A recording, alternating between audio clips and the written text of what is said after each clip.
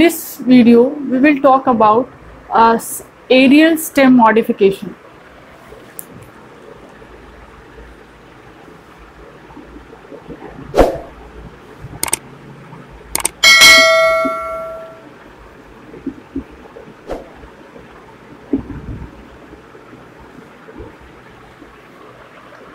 Aerial means the stem is much above the ground.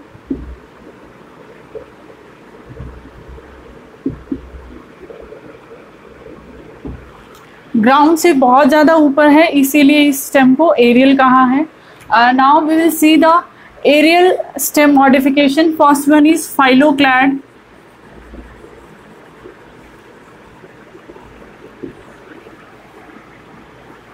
Phylloclade example is cactus. देखिए जो cactus जो है ज़ेरोफाइटिक plant है, इसमें क्या होता है कि ये उन एरिया में ग्रो करता है जहाँ पर डेजर्ट है, पानी कम है.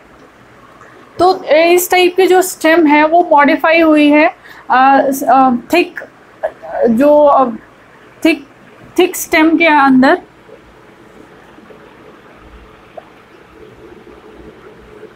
Thick pulpy stem. This type of structure is known as phylloclad. Example is cactus. अब देखिए जो ये कैक्टस है इसके ऊपर आपने स्पाइन देखने को मिलता है. जो स्पाइन जो है वो एक्चुअल में क्या है, लीफ है. Modification of leaf. Her nodes पे लीफ है और वो जो लीफ है वो स्पाइन में कन्वर्ट हो गई है to reduce the loss of water from the surface. तो जो आप जहाँ पर ये फाइलोक्लैड जो है ये स्टेम का मॉडिफिकेशन है फॉर फोटोसिंथेसिस. अब ये ग्रीन इन नेचर एंड जो सेक्युलेंट लीफ स्ट्रक्चर इसको बोलते हैं कि जो लीफ जो है उसके अंदर water like substance, jelly like substance present होता है. ये जो मॉडिफिकेशन है ये दो पर्पस के लिए है. First one is to reduce the water loss and second one is for photosynthesis.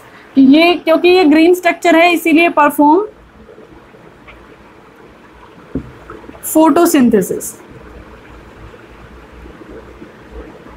और ये जो स्पाइन्स हैं ये कन्वर्ट हो गए, लीफ जो थी वो स्पाइन में कन्वर्ट हो गई क्योंकि जो वाटर लॉस है वो कम हो इसीलिए. तो this type of structure is known as phylloclade. This is the aerial stem modification and the example is cactus. Another one is क्लैडोड्स.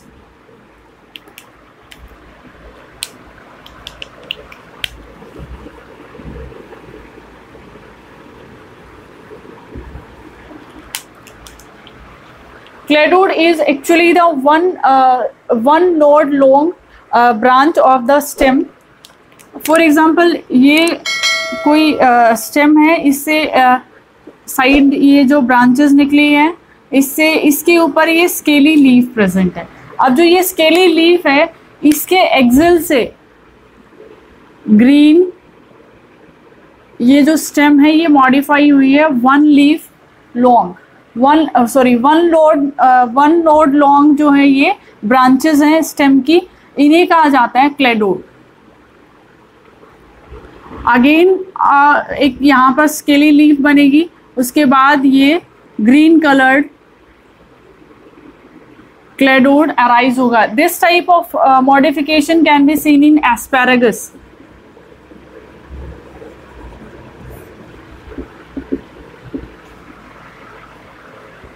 These are the subaerial modification of stem. Next modification is thorn. Thorn is the modification of the bud also. For example, ये कोई stem है, यहाँ पर ये leaf निकला, इसके axial position पे जो ये bud था ये कोई branch में convert होना था लेकिन ये conical ये thorn में convert हो गया है. तो this is the modification of stem also and bird. देखिए ये जो मॉडिफिकेशन है इसमें क्या है कि हम बर्ड को इसलिए कंसिडर कर रहे हैं कि जो यहाँ पर जो बर्ड था उससे एक लेटरल ब्रांच निकलनी चाहिए थी लेकिन ये थॉर्न में कन्वर्ट हो गया. ऐसा ही नेक्स्ट मॉडिफिकेशन है टेंड्रिल. टेंड्रिल में भी ऐसा ही देखने को मिलता है कि ये जो लीफ है इसके एक्सियल पोजीशन पे जो ये बड था ये wire green wire like structure में कन्वर्ट हो गया, इसे टेंड्रिल बोलते हैं। ये टेंड्रिल क्या करता है, प्लांट्स को क्लाइंब करने में हेल्प करता है कि जो सॉफ्ट स्टेम जो प्लांट होते हैं वो क्लाइंब नहीं स्टैंड नहीं कर पाते तो सॉफ्ट स्टेम होने की वजह से, तो जब उनको क्लाइंब करना है ग्रो करने के साथ तो वो किसी सपोर्ट के सहारे क्लाइंब करते हैं। तो ये जो टेंड्रिल है उस सपोर्ट के अराउंड जो रैप हो जाता है और उसको क्लाइंबिंग में हेल्प करता है। This is also the modification of aerial stem. Thorn is the modification of aerial stem. Phylloclad and cladodes are the complete modification of aerial stem. But the thorn and tendril can be considered in case of modification of bud also.